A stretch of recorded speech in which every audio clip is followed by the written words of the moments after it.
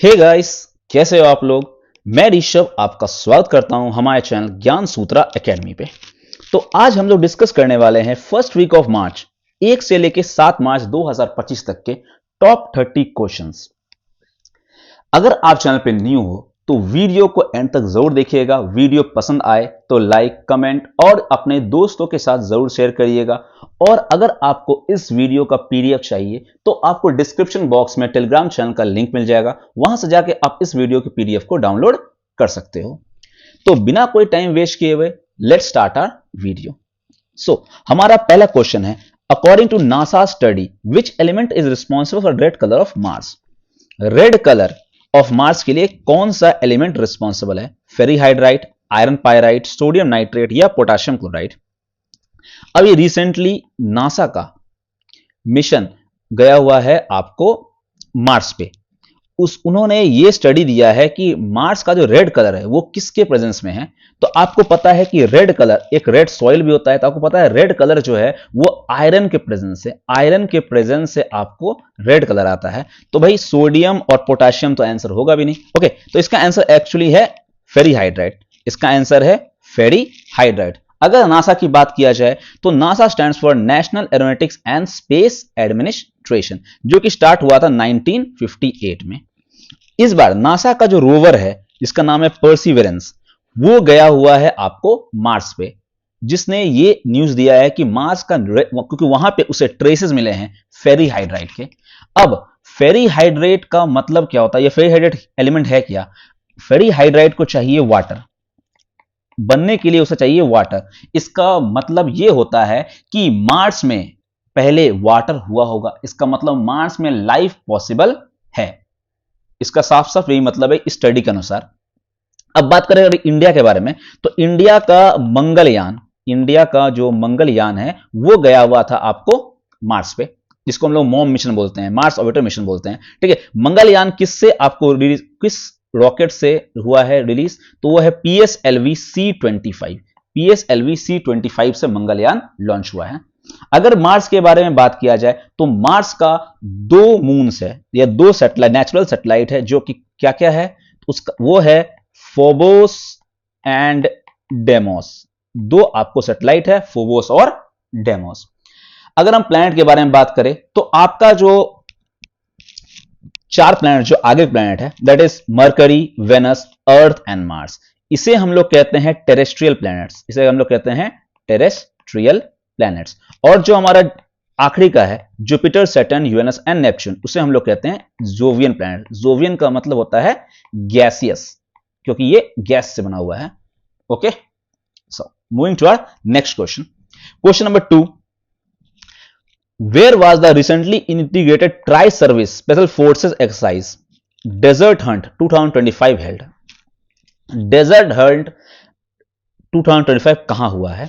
तो सबसे पहली ट्राई सर्विस का मतलब क्या हुआ? जिसमें तीनों army, navy and air force, means हमारे तीनों फोर्सेस ने पार्टिसिपेशन लिया है।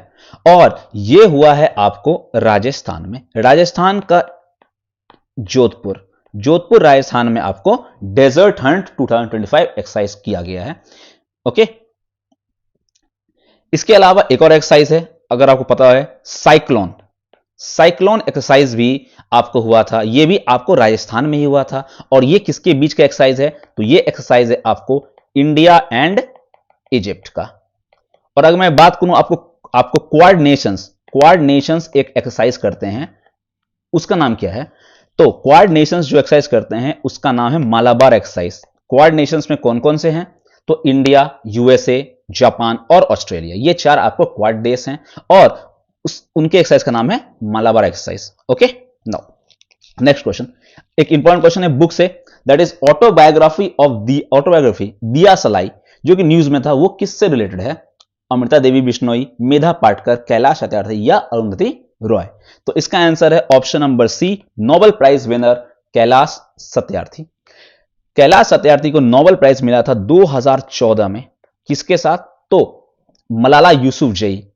और मलाला यूसुफजई यंगेस्ट फीमेल है या यंगेस्ट है जिसको नोबेल प्राइज मिला था। तो कैलाश सत्यार्थी की ही जीवन गाथा पे आधारित है आपको दिया सलाई। किस तरह से उन्होंने बच्चों जो पाकिस्तान में फंसे या अफगानिस्तान में फंसे बच्चों के लिए मौलाना यूसुफजई ने काम किया था, उसके साथ उनका मत किया था कैलाश सत्यार्थी ने, तो इसलिए उन्हें नोबेल पीस प्राइज मिला था और उनकी आत्मकथा है दिया सलाई। अगर हम लोग बात करें मेधा पाटकर की, तो मेधा पाटकर का आपको कनेक्शन है नर्मदा बचाओ आंदोलन। ओके, नर्मदा बचाओ आंदोलन के साथ आपको संबंध है मेधा पाटकर जी का। अरुंधति राय, इनके बारे में तो आप सबको पता है, इस बार इन्होंने मैन बुकर प्राइज भी जीता है। उसके बाद इस बार का आपको Pulitzer prize, okay, Pulitzer prize भी इन्हें मिला है। मैन बुकर प्राइज इनको किसके लिए मिला था, ये एक बहुत इंपॉर्टेंट बुक है जो आपको याद रखना है, वो था the god of small things. The god of small things book के लिए आपको Man Booker prize Arundhati Roy को मिला है। Okay, going to next question. Okay, अच्छा, मैं नेक्स्ट क्वेश्चन जाने से पहले कुछ बुक्स के बारे में आपको जानकारी होनी चाहिए। जैसे कि अभी रिसेंटली का बुक है वाइड एंगल। वाइड एंगल किसके द्वारा लिखा गया है, तो वाइड एंगल लिखा गया है अनिल कुंबले। ओके, अनिल कुंबले, क्रिकेटर अनिल कुंबले, उनके द्वारा वाइड एंगल लिखा गया है। उसके अलावा एक और है क्रिकेटर जिनका जो बिलीव, बुक का नाम क्या है, बिलीव, किसके द्वारा, सुरेश रैना। सुरेश रैना के द्वारा लिखा गया है बुक बिलीव। उसके अलावा the race of my life, एक बुक का नाम है the race of my life, वो किसके द्वारा लिखा गया है, मिल्खा सिंह के द्वारा। उसके अलावा एक और बुक है अनब्रेकेबल। अनब्रेकेबल ये किसके द्वारा लिखा गया है, तो ये लिखा गया है एमसी मैरी कॉम।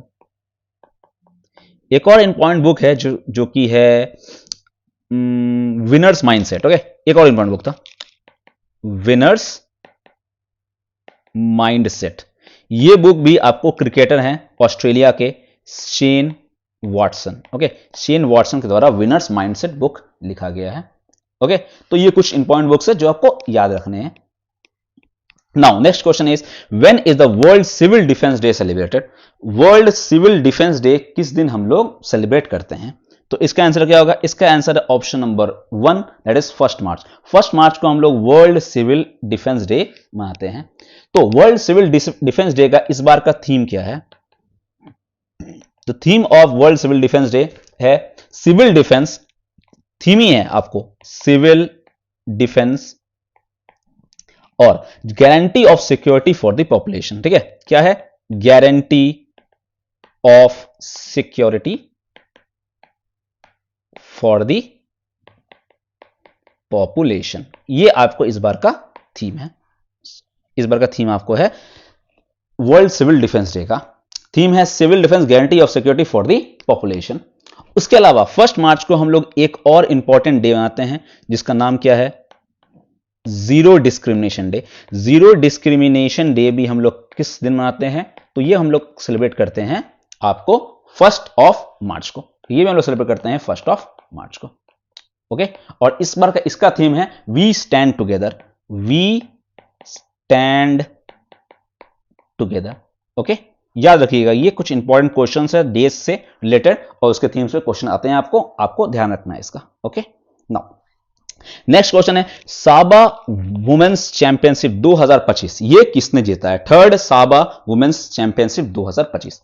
सबसे पहले साबा का फुल फॉर्म क्या है, इसी से आपको पता चल जाएगा, south Asia basketball association. South Asia basketball association, इसका मतलब ये बास्केटबॉल से रिलेटेड है। ये हुआ कहां पे है इस बार, ये हुआ था आपको दिल्ली में, और जीता किसने था, तो ये जीता है आपको चेन्नई ने। और रनर अप कौन रहा है, तो रनर अप रहा है मालदीव्स। मालदीव्स जो है वो रनर अप रहे हैं। ओके, तो अगर मैं बात करूं कुछ और गेम की, अच्छा बास्केटबॉल में कितने प्लेयर्स खेलते हैं, तो बास्केटबॉल में 5 प्लेयर्स खेलते हैं आपको बास्केटबॉल में। ओके, नाउ अगर मैं कुछ और आपको गेम्स के बारे में पूछूं तो, और जैसे कि खो खो में कितने प्लेयर्स हैं, वॉलीबॉल में कितने प्लेयर्स हैं, पोलो में कितने प्लेयर्स हैं, वाटर पोलो में कितने प्लेयर्स हैं, या अगर मैं पूछूं आपको रग्बी में कितने प्लेयर्स हैं, तो इसका आंसर क्या होगा। तो सबसे पहले खो खो में खेलते हैं 9 प्लेयर्स। वॉलीबॉल में खेलते हैं 6 प्लेयर्स, पोलो में 4 प्लेयर्स होते हैं और 3 ज्यादा होते हैं वाटर पोलो में, that is 7 players.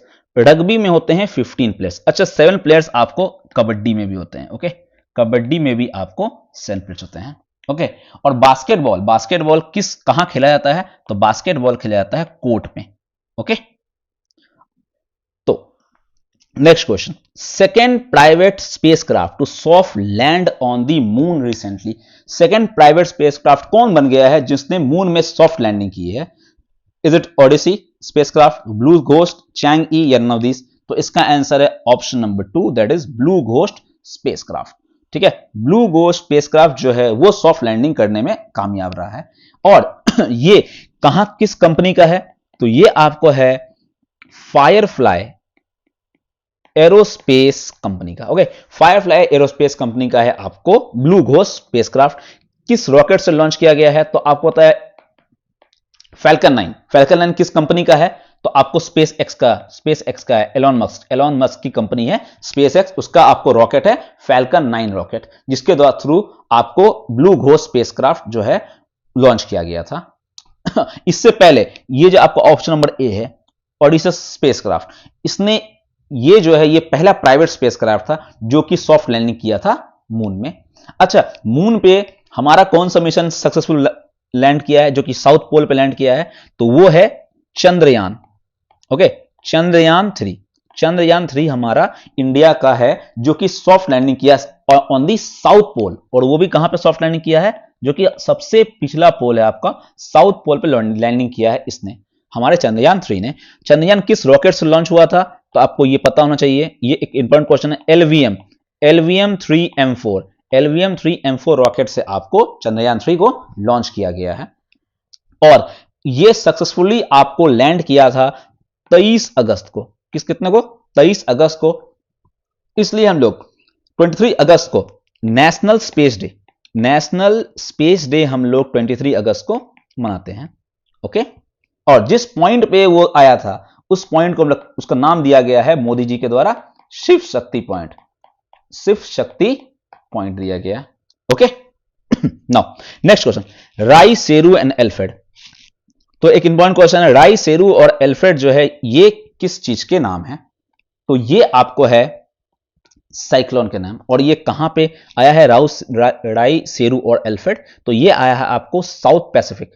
Okay, south Pacific region में आपको ये साइक्लोन बना है।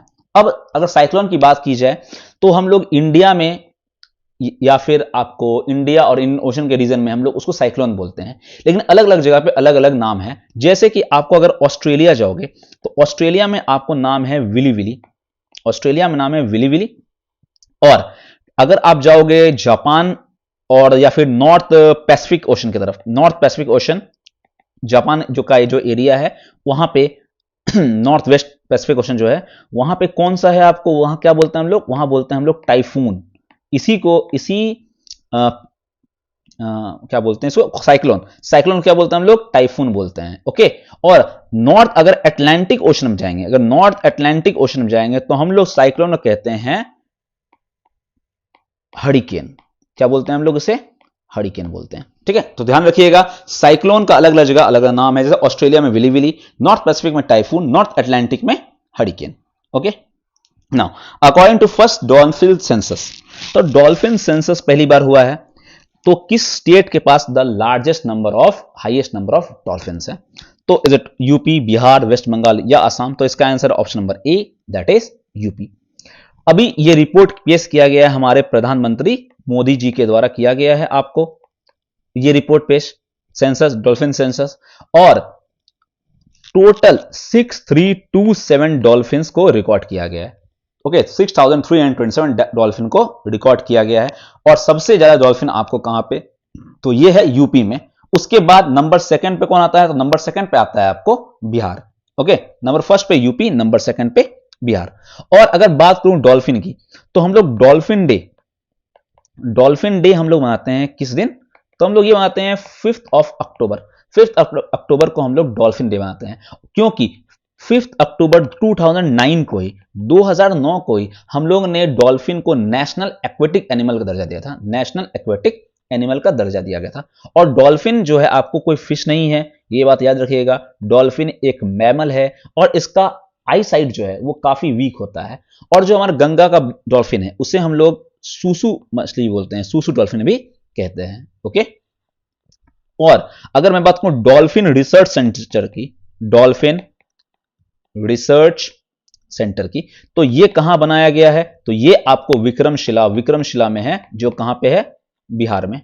ओके, विक्रमशिला बिहार में आपको इसका रिसर्च सेंटर है। Okay, where is the mount Fentale volcano? अभी माउंट फेंटाले वोल्केनो से मीथेन प्लम निकला है। What is the meaning of methane plum?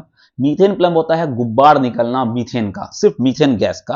Okay, आपको पता होना चाहिए वोल्केनो जब फटता है तो वोल्केनो से आपको अलग अलग गैसेस निकलते हैं, जैसे कि CO2 हो गया, SO2, NO2, okay, carbon dioxide, sulphur dioxide, nitrogen dioxide, इस तरह के आपको एलिमेंट्स निकलते हैं। लेकिन मीथेन बहुत कम मात्रा में निकलता है। लेकिन जब इस बार ये विस्फोट किया है तो इससे मीथेन का प्लम निकला है, काफी ज्यादा मीथेन निकला है।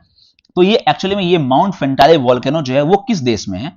तो वो आपको है इथियोपिया। ओके, इथियोपिया में आपको है माउंट फेंटाले। अगर मैं बात करूं इथियोपिया कैपिटल की, तो इथियोपिया कैपिटल है आदिस अबाबा। ओके, आदिस अबाबा इसका कैपिटल है। और आदिस अबाबा जो है वो किस आपको इंटरनेशनल ऑर्गेनाइजेशन का हेडक्वार्टर्स है? तो आपको बताना चाहिए AU, that is African union. African union का हेडक्वार्टर्स कहां पे है? आपको आदिस अबाबा में है। अगर मैं बात करूं वोल्केनो की, तो वोल्केनो 3 तरीके के होते हैं, आपको पता है। एक होता है एक्टिव वोल्केनो, एक होता है डोरमेंट, और एक होता है आपको एक्सटिंक्ट वोल्केनो। ओके, एक्टिव वो वोल्केनो होता है जो कि अभी एक्टिवली काम कर रहा है। डोरमेंट वो होता है जो लंबे समय से उसमें कोई भी एक्शन नहीं हुआ है लेकिन कभी भी हो सकता है, उसे बोलते हैं डोरमेंट। और एक्सटिंक्ट हो गया कि अब इससे कभी भी कोई विस्फोट, कभी भी कुछ भी नहीं निकलेगा, उसे हम लोग कहते हैं एक्सटिंक्ट वोल्केनो। अच्छा, आपको पता है इंडिया में एक एक्टिव वोल्केनो पाया जाता है। ओके, और वो है उसको बैरन आइलैंड पे, और ये कहां पे है? आपको अंडमान एंड निकोबार में। ओके, ये हमारा एक एक्टिव वोल्केनो है। अगर मैं कुछ वोल्केनो के बारे में बात करूं, ठीक है, जैसे कि इंडोनेशिया में कुछ वोल्केनोज आपको पाए जाते हैं, उसका नाम आपको पता होना चाहिए, जैसे कि मेरापी। उसके अलावा इंडोनेशिया में एक और है सिंगाबुंग। ओके, सिंगाबुंग है आपको। उसके अलावा अगर फिलीपींस की बात की जाए तो फिलीपींस में आपको वोल्केनो है, दैट इज ताल, मेयोन। जापान में आपको एक वोल्केनो है जिसका जो काफी नामी वोल्केनो है, जो कि है माउंट फुजियामा। ओके, फुजियामा है, ठीक है। उसके अलावा एक आपको काफी एक्टिव वोल्केनो है जो पाया जाता है इक्वाडोर में। ओके, इक्वाडोर में एक वोल्केनो, इसका नाम है कोटोपैक्सी और चिम्बराजो, ध्यान रखिएगा। और इटली, इसमें भी अभी हाल ही में विस्फोट हुआ है इस वोल्केनो में, ठीक है। तो माउंट इटना है, माउंट स्ट्रोम्बोली है, माउंट वेसुवियस है, इसमें अभी हाल ही में विस्फोट हुआ था वेसुवियस में। ओके, तो ये कुछ वोल्केनोस के नाम है जो कि आपको ध्यान में रखने हैं। Okay, so moving to our next question, who won the Ranji trophy 2025? तो रणजी ट्रॉफी किससे रिलेटेड है? सबसे पहली बात, ये रिलेटेड है आपको क्रिकेट से। तो आप मुझे बस तो क्रिकेट से और कौन कौन से ट्रॉफी रिलेटेड हैं, आप कुछ नाम मुझे बताओगे कमेंट सेक्शन में, आप कमेंट कर देना कि क्रिकेट से कौन कौन से और ट्रॉफी रिलेटेड हैं। मैं आपका कमेंट का इंतजार करूंगा जरूर। ओके, तो रणजी ट्रॉफी इस बार किसने जीता है? तो इसका answer option number A, that is Vidarbha. Vidarbha ने आपको रणजी ट्रॉफी की मैच जीती है। सो कैप्टन कौन थे? तो अक्षय वाडकर थे। और सेकंड जो रनर अप हैं वो कौन है? आपको केरला, ठीक है। तो ये इन्होंने रणजी ट्रॉफी का मैच खेला था आपस में।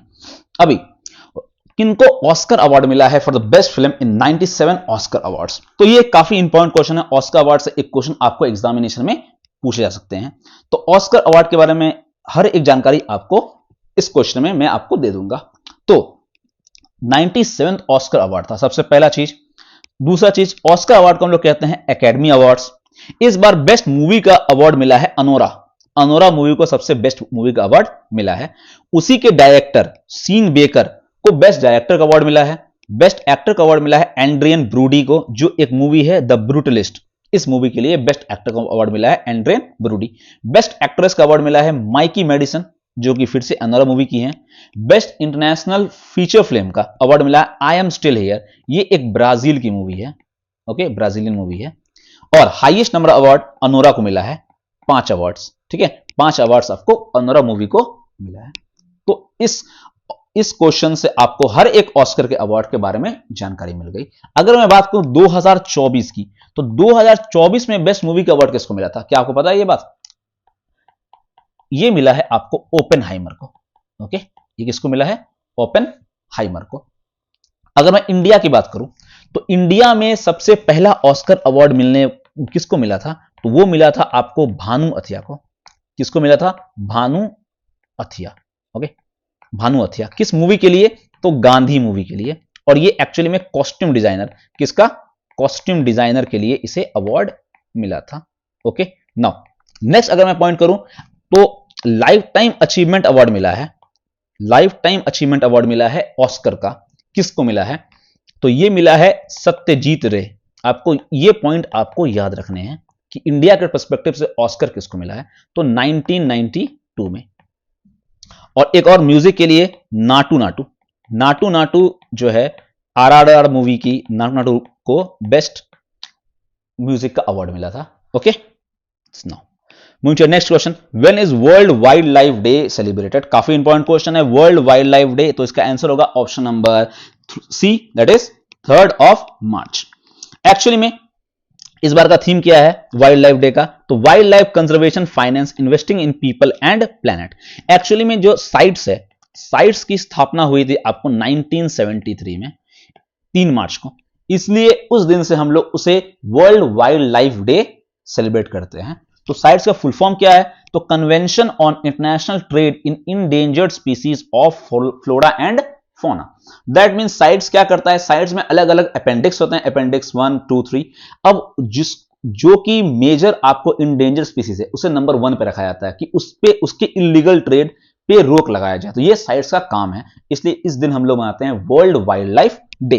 Now moving to next question, Christian Stocker ये बन गए हैं फेडरल चांसलर किस कंट्री के? तो अपॉइंटमेंट से क्वेश्चन है क्रिश्चियन स्टॉकर का। तो ये जो है आपको ऑस्ट्रिया, ये कहां के आपको बन गए हैं?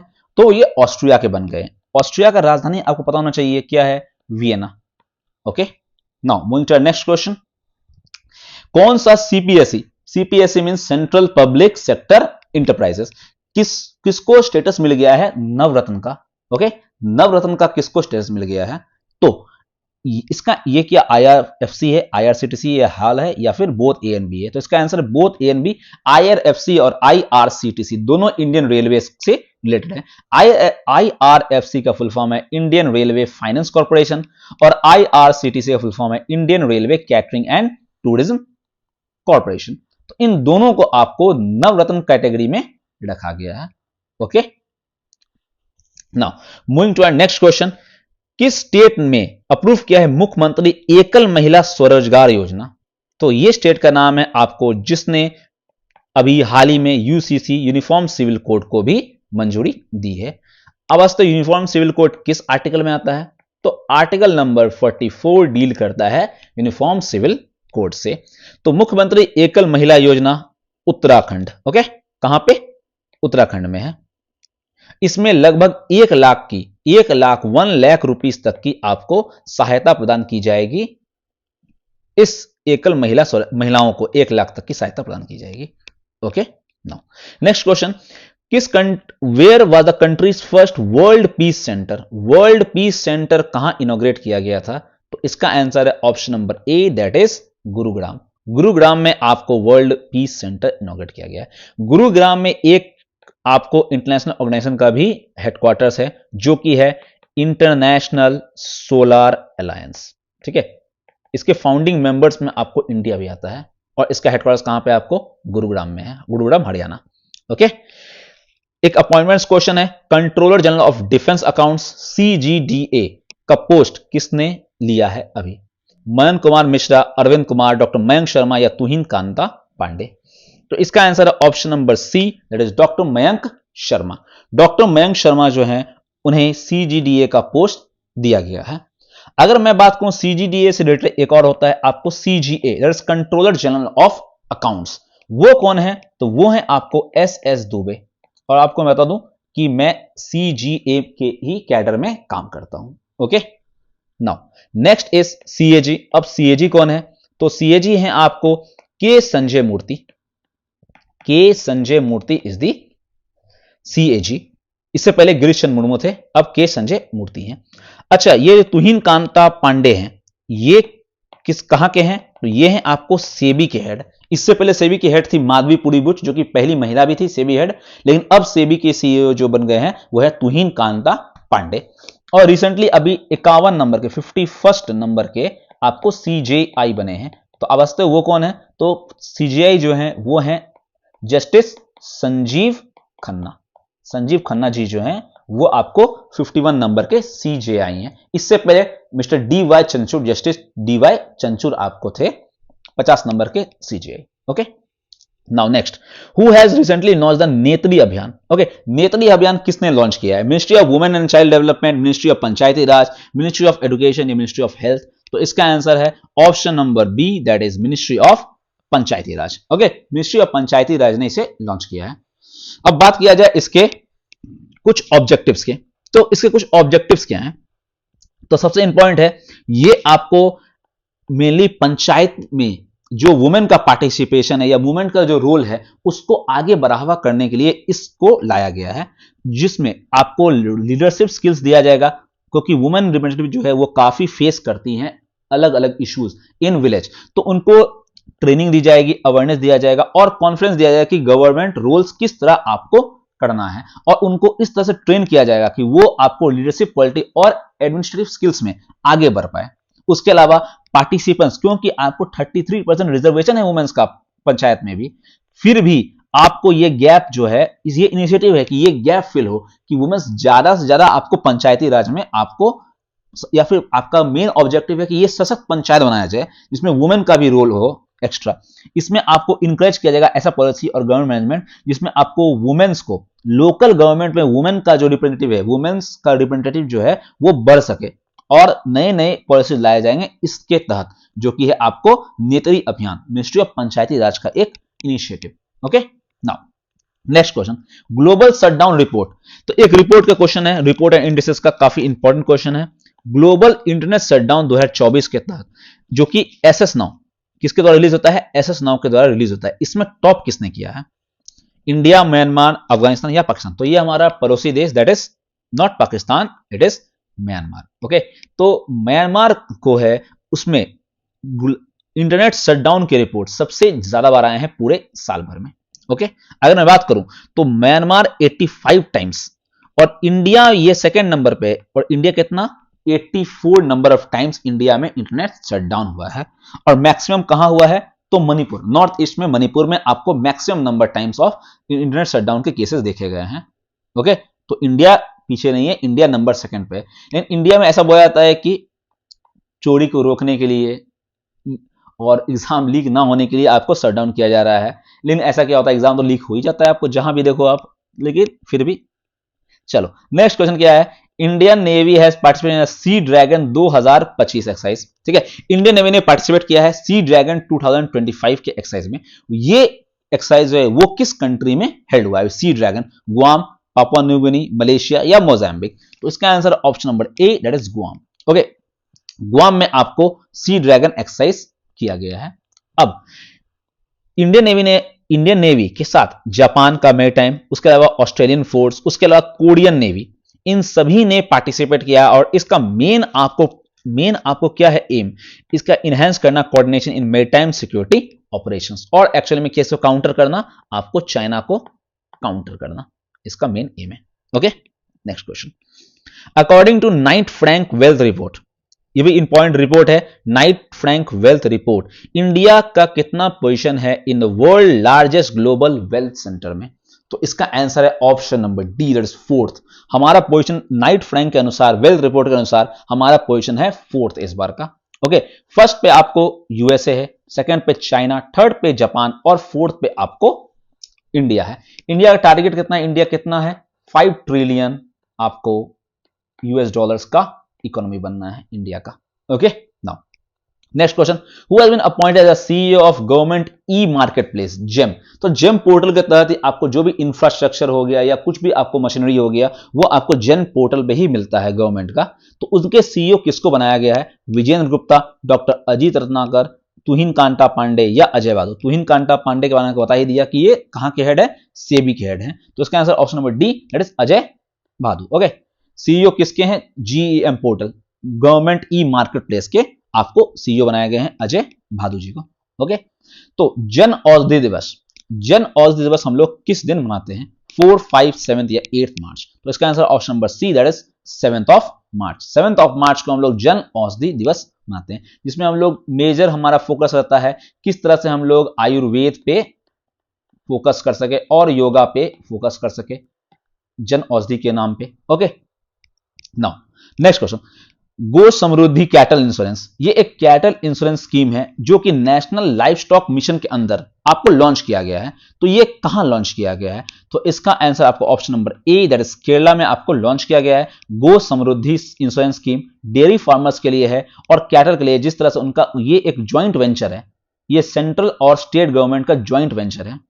ठीक है, तो ये सेंट्री क्या है, आपको इसमें दोनों मिलकर आएंगे, सेंटर और स्टेट दोनों मिलकर आएंगे और नेशनल लाइफ स्टॉक मिशन के अंदर आएंगे। और ये कहां लॉन्च किया गया है? तो एर्नाकुलम डिस्ट्रिक्ट, केरला का एर्नाकुलम डिस्ट्रिक्ट में आपको गो समृद्धि कैटल इंश्योरेंस स्कीम को लॉन्च किया गया है। Now next question, an important question, order of freedom award of Barbados, order of freedom award of Barbados ये किसे मिला है? ये इस बार किसे मिला है? तो ये मिला है आपको option number B, that is PM Narendra Modi ji को ऑर्डर ऑफ फ्रीडम अवार्ड मिला है, जो कि हाईएस्ट अवार्ड है आपको बारबाडोस का। ओके, अगर बारबाडोस के बारे में बात करें तो बारबाडोस का कैपिटल क्या है आपको? तो बारबाडोस का कैपिटल है ब्रिज टाउन। और आपको पता होना चाहिए कि T20 वर्ल्ड कप जो है वो कहां पे आपको हेल्ड हुआ था इस बार का? तो बारबाडोस में ही फाइनल मैच खेला गया था, इंडिया वर्सेस साउथ अफ्रीका, जिसमें हम लोगों ने, इंडिया ने जीत हासिल की थी और T20 वर्ल्ड कप अपने नाम की थी। ओके, एक्चुअली में बारबाडोस क्यों अवार्ड दे रहा है या फिर मोदी जी को क्यों अवार्ड मिल रहा है? क्योंकि कोविड-19 के समय में हमारे तरफ से जो मेडिसिन गई है बारबाडोस को, उससे सहायता हुई है काफी बारबाडोस को, तो इसलिए हमारे मोदी जी को यह अवार्ड दिया जा रहा है बारबाडोस की तरफ से। ओके अच्छा, नरेंद्र मोदी जी को और कहां कहां का अवार्ड मिला है आपको, यह आपको पता होना चाहिए। रिसेंटली आपको भूटान का ऑर्डर मिला है, फिर नाइजीरिया का सम्मान मिला है, डोमिनिका रिपब्लिक का आपको अवार्ड मिला है, हाईएस्ट अवार्ड, फिर पापुआ न्यू गिनी का आपको अवार्ड मिला है, फिर आपको फिजी का, फिर आपको रशिया का और इजिप्ट का भी आपको award, highest award, civilian award मिला है। ये इतने देशों का अवार्ड नरेंद्र मोदी जी को मिल चुका है। ओके, नेक्स्ट क्वेश्चन, ये भी काफी इंपॉर्टेंट क्वेश्चन है, इकोनॉमिक एंड पीस ग्लोबल के तरफ से global terrorism index, economic institute of economics and peace, इसके तरफ से आपको रिलीज होता है ग्लोबल टेररिज्म इंडेक्स 2025 का डाटा आ गया हमारे पास। तो इसमें टॉप किसने किया है टेररिज्म इंडेक्स में? तो इसमें टॉप से जो आता है, जो नंबर 1 पे होता है, सबसे ज्यादा टेररिस्ट उसमें ही एक्टिविटी पाई जाती है। तो इसका answer option number A, that is Burkina Faso. तो बुर्किना फासो जो है वो नंबर 1 पे है इसमें, और नंबर 2 पे आपको हमारा प्यारा पड़ोसी देश पाकिस्तान है, और इन 3rd नंबर पे है सीरिया। और क्योंकि आपको पता है कि अगर पाकिस्तान और इस तरह के नेबर्स हमारे पास रहेंगे तो हमारे में भी टेररिज्म का खतरा बना रहेगा, इसलिए हमारा पोजीशन भी जो है वो 14th पोजीशन पे है वर्ल्ड में। ओके, इंडिया का। Now next question, which ministry has launch the AI कोश एंड AI कंप्यूट पोर्टल? ठीक है, AI कोश और AI कंप्यूट पोर्टल किसके द्वारा लॉन्च किया गया है? इसमें AI इकोसिस्टम को बढ़ावा देने के लिए, AI इकोसिस्टम को अच्छा बनाने के लिए ये 2 पोर्टल लॉन्च किया गया, AI कोश और AI कंप्यूट पोर्टल। तो ये लॉन्च किया गया क्योंकि AI का नाम आ गया, तो ये किसके द्वारा किया जाएगा? तो ministry of electronics and information technology, इसके द्वारा AI कोश और AI कंप्यूट पोर्टल लॉन्च किया गया है। उसके अलावा अगर मैं बात करूं इंफॉर्मेशन टेक्नोलॉजी के मिनिस्टर के बारे में, तो ये मिनिस्ट्री किसके अंदर आती है? तो ये मिनिस्ट्री आती है अश्विनी वैष्णव, मिस्टर अश्विनी वैष्णव के अंडर आपको माइटी आती है। ओके और एक आपको और लॉन्च किया गया था हनुमान। ओके, अब हनुमान क्या है, यह हनुमान क्या चीज है? तो ये आपको मल्टी लैंग्वेज चैटबॉट है। ओके, इनके द्वारा लॉन्च किया गया है, मल्टी लैंग्वेज है, ये किस सारे लैंग्वेज में आपको चैट करेगा, मल्टीलिंगुअल चैटबॉट आपको है हनुमान। ओके, और एक और है भाषिनी, भाषिनी भी लॉन्च किया गया है। भाषिनी क्या है? अब भाषिनी आपको क्या है, एआई लैंग्वेज ट्रांसलेटर, ये एआई के द्वारा लैंग्वेज को ट्रांसलेट करेगा। ओके, ये ट्रांसलेटर की तरह यूज किया गया है। ओके, सो हमारा नेक्स्ट क्वेश्चन, प्रोजेक्ट हिफाजत। प्रोजेक्ट हिफाजत क्या है? आपको इसमें आपको इंश्योर किया जाएगा कि सेफ्टी और रिस्पेक्ट वुमेन का बना रहे, और ये किसके द्वारा लॉन्च किया गया प्रोजेक्ट हिफाजत? तो ये लॉन्च किया गया option number B, that is Punjab. Punjab government, इसमें मैंने टिक नहीं किया है। ओके, इसका आंसर क्या है आपको? पंजाब, पंजाब गवर्नमेंट ने इसे लॉन्च किया है। अगेन इंपॉर्टेंट क्वेश्चन, इंडिया की पहली law secretary, first women law secretary कौन बनी है? तो फर्स्ट वुमेन लॉ सेक्रेटरी कौन बन गई है? तो वो है, आंसर है ए, अनुजा अंजू राठी राणा। अब मैं बात करूं और लॉ के, तो लॉ कमीशन का अगर पहला हेड किसने किया था, तो आपको बताना चाहिए फर्स्ट अगर लॉ कमीशन को हेड करने वाला है तो वो कौन थे? तो वो थे मैकॉले। आपको पता होगा मैकॉले के बारे में, जो कि मैकॉले मिन्यूट जो आपको आया था, उनके द्वारा ही वो पहले लॉ कमीशन का ब्रिटिश इंडिया में वही थे। अगर मैं बात करूं कि पहले इंडिया में अगर इंडियन अगर लॉ कमीशन के बारे में बात करूं, फर्स्ट इंडियन लॉ कमीशन किसके अंदर आया था? First Indian law commission. Okay, ये अगर मैं बात करूं तो ये किसके अंदर आया था? तो ये आया था आपको एमसी सीतलवाड़, ठीक है, एमसी सीतलवाड़ के अंडर आया था। और एमसी सीतलवाड़ कौन थे आपको ये बताना चाहिए, ये हमारे पहले अटॉर्नी जनरल भी हैं। ओके, पहले अटॉर्नी जनरल ऑफ इंडिया भी हैं। ओके, अब अटॉर्नी जनरल किस आर्टिकल के अंदर आता है, ये आपको मुझे बताना है कमेंट सेक्शन में। ओके, नाउ नेक्स्ट क्वेश्चन, और हमारा आज के वीडियो का आखिरी क्वेश्चन है, who has honoured with a life time achievement in hospitality and education through technology award at the vibrant Bharat global summit 2025? तो ये रतन टाटा है क्या, डॉक्टर सुबर्णो बोस, हरीश मेहता या संजीव कपूर? ठीक है, तो ये कौन होंगे? तो इसका answer option number B, that is doctor Subarno Ghosh. Option number B इसका आंसर सुबर्णो घोष। डॉक्टर सुबर्णो घोष जो है वो chairman of International Institute of Hotel Management है। इनको लाइफ टाइम अचीवमेंट अवार्ड दिया गया है, कहां पे? वाइब्रेंट भारत ग्लोबल समिट में। किनके द्वारा दिया गया है? तो union tourism minister Gajendra Shekhawat, क्योंकि इनको क्यों रिकॉग्नाइज किया गया? उनके ग्राउंड ब्रेकिंग वर्क के अंदर, जिसमें वो उन्होंने इंटीग्रेट किया है एआई को हॉस्पिटैलिटी और एजुकेशन से। उनके अलावा लॉन्च भी किया है, एक बुक लॉन्च किया है, harmonising human touch and AI in tourism and hospitality, जिसमें उन्होंने explores AIs impact on guest certification, guest किस तरह सेटिस्फाई हो रहे हैं, सस्टेनेबिलिटी और ऑपरेशनल एफिशिएंसी। तो इनके इस काम का इनको लाइफ टाइम अचीवमेंट अवार्ड दिया गया है hospitality and education through technology के, और कहां पे? भारत ग्लोबल समिट 2025 में। आई होप कि आपको वीडियो अच्छा लगा हो। अगर आपको वीडियो अच्छा लगा तो प्लीज आप लाइक करिएगा, शेयर करिएगा और हमारे चैनल को जरूर सब्सक्राइब करिएगा। आपको डिस्क्रिप्शन बॉक्स में टेलीग्राम चैनल का लिंक मिल जाएगा, जहां से आप वीडियो के पीडीएफ को डाउनलोड कर सकते हो। अगर वीडियो अच्छा लगे तो अपने प्यारे प्यारे कमेंट्स जरूर छोड़िएगा वीडियो के डिस्क्रिप्शन मतलब कमेंट में। ओके, सो तब तक के लिए गुड बाय, जय हिंद।